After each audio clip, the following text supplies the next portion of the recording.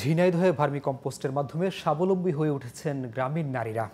Compost সার তৈরি করে প্রতি মাসে জনপ্রতি 15 থেকে 20,000 টাকা উপার্জন করেছেন তারা। কম্পোস্ট সার উৎপাদনে গ্রাম হিসেবে পরিচিতি পেয়েছে কালীগঞ্জ উপজেলার দাপনা গ্রামটি। ঝিনাইদহ প্রতিনিধি অলিউর রহমানের রিপোর্ট, জানাচ্ছেন মাহিমা হোসেন।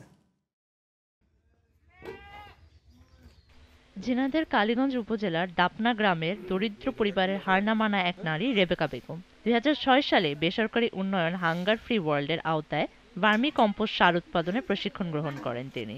এরপর থেকে নিজ উদ্যোগে ক্রমান্বয়ে সার উৎপাদন করা শুরু করেন। বর্তমানে তার নিজস্ব খামারে 15 থেকে 20 মেট্রিক টন সার উৎপাদিত হচ্ছে। কর্মক্ষেত্রে তার একাগ্রতা ও সাফল্যের জন্য তাকে রাষ্ট্রীয় সম্মাননা জয়িতা দেওয়া হয়। দিয়ে কুল পাচ্ছি না, এখন ট্রাক আমার অর্ডার আসে।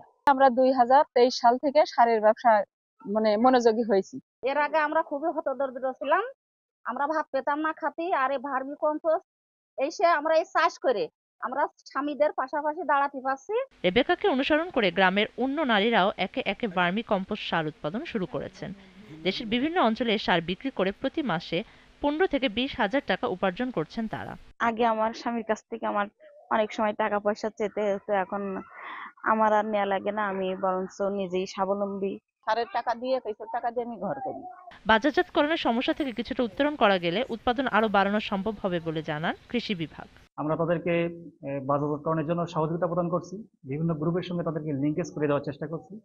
ইভেন আমরা যখন অফিস থেকে বিভিন্ন প্রদর্শনীর উপকরণ প্রদান করি, তখন যে জৈব সারের প্রয়োজন হয় সেটি আমরা তাদের কাছ থেকেই সংগ্রহ করি।